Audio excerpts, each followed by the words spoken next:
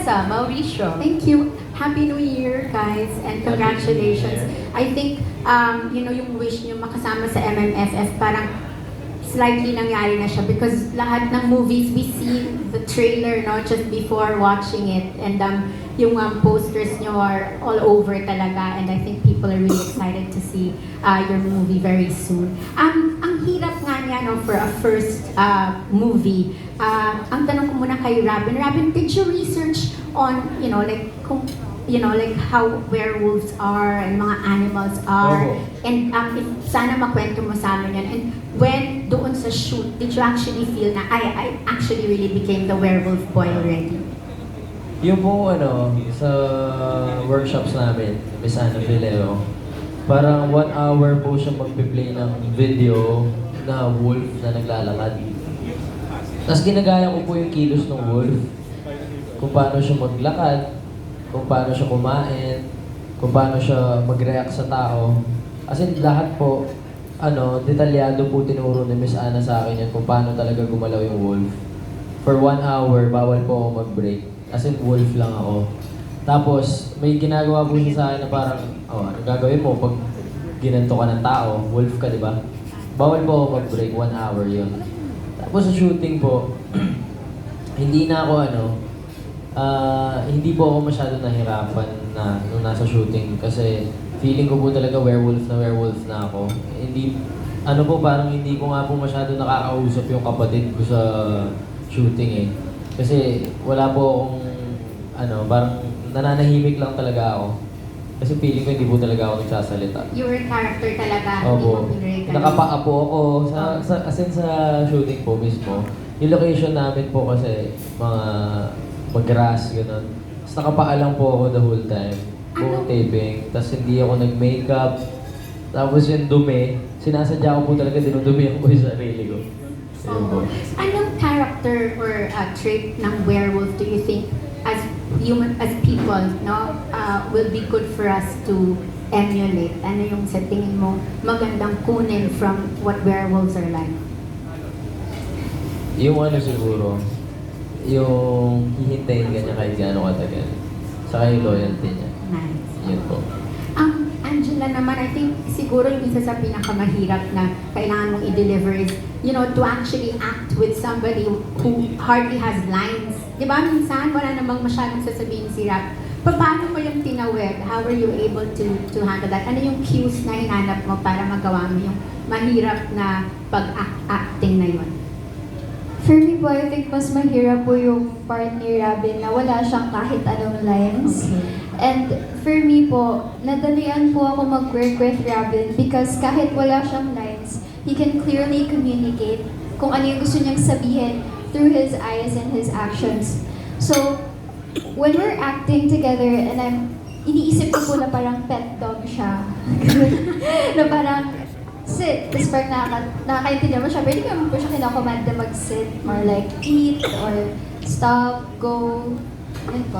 Ginawa po niya akong aso doon. Oo nga, di ba? At least devoted na dog naman, di ba? So, in doing all these difficult scenes, what did you learn about each other? Is that when Robin is committed, he is committed. Kasi I could tell na it was really hard. Kasi nasa gubat po kami, tapos nakapaa po siya. And masakit po yun sa paa, tapos umuulan pa, maginaw. Tapos hindi po siya natatakot na madumihan, hindi po siya natatakot na tumakbo ng nakapaa kahit masakit po sa paa. Tapos buhat niya pa po ako. So doble yung weight sa feet niya. And nagkakasugat na po siya. Tapos yung totoo pong kinakain niya yung patatas ba yun? Yung kamote. Kamote na hindi pa binabalatan. Kinakain niya po talaga. Tapos hindi siya natidiri. So, I love that he's really committed to his role.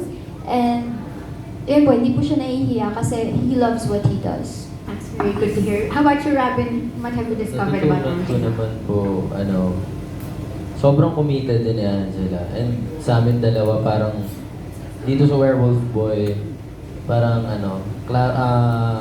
kahit na lock-in kami sa taping, hindi kami masyadong nag-uusap.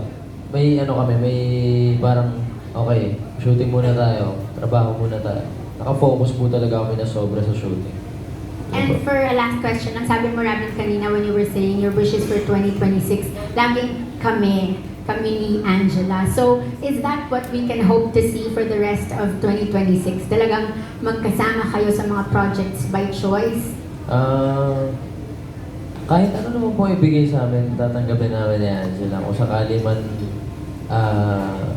may iba kami makakasama sa pelikula, gano'n. Mas Pero maganda po yun kasi magkasama. mas maganda po magkasama kami, pero mas matututo po kami pag may iba pa po kami makakasama. Congratulations to the two of you. I think Thank you 2026 po. could be your year. Pareho Sana kayo. po. Thank you. Thank you. Great questions, as usual, Ms. Tessa. Thank you so much. And now for batch 2. Listen up, we have Jeff Fernando, Alan Policarpio, and finally Nurse Almo.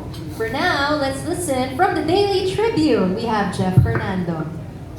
Hello, Robin and Angela. Ayun.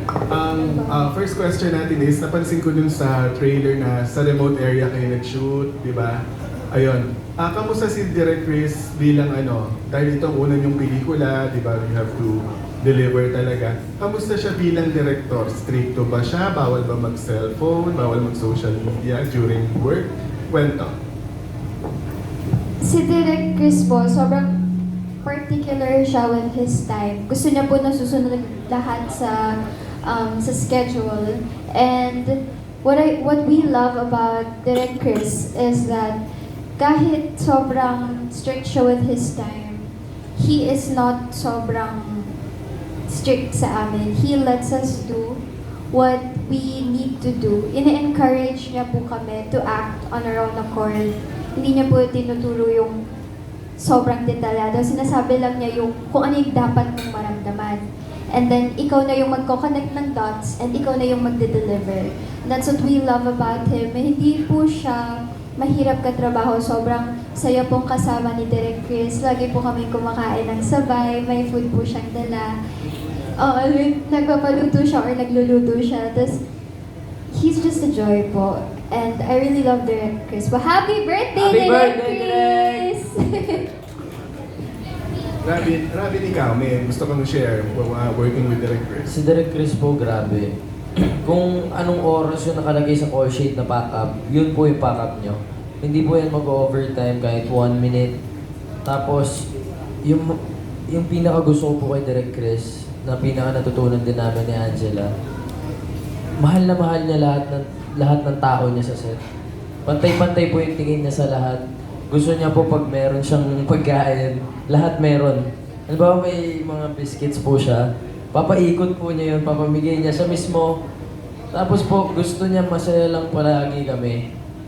Hindi niya po gusto yung parang mabigat na set, gano'n. Tapos, ang pinaka-gusto ko pa po sa kanya, sasabihin lang po niya kung ano yung gusto niya makuha. Tapos kami na po bahala gagawa. Tapos sasabihin po niya, yung parang inaano po niya kami. Ginaganon, taasan mo, babaan mo. Yun po yung kaya sobrang natuto po ako sa shooting namin ng Werewolf Boy. Kasi grabe po yung ni Direk Chris. Kahit na wala na kaming oras masyado, binibigay po talaga niya yung time sa amin, di ba? Para mapakita namin yung hinahanap. Sinasabi niya, this is your movie, so it has to look good.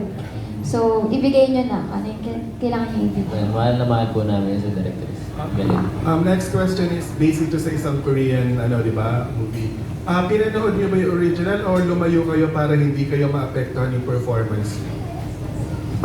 Ako po pinanood ko po kasi gusto ko malaman yung flow ng story. Kung maintindihan po yung characters deeply.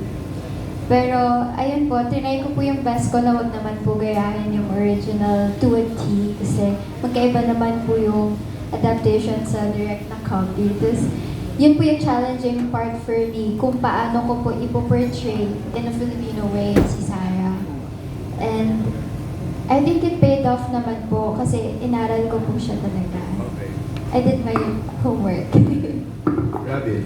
Ako po, hindi ko po talaga siya pinanood. Parang, noong pong sinabi na gagawin po namin to, sabi ko hindi ko po papanoorin. Kasi wala naman po akong linya dito, so gagawa po ako ng sariling version ko ng werewolf. Tsaka, Song Joong Ki na po yun eh. Hindi ko naman po kayang gayahin yung kanya. Tsaka pag ginaya ko po yun, parang hindi maganda yung kakalabasan kasi siya yun eh, yung galit niya eh. So gumawa po ako ng sarili kong version. Hindi ko po talaga siya pinanood para makagawa po ako ng sariling ano. Yung iba nga po characters nung una hindi ko kilala.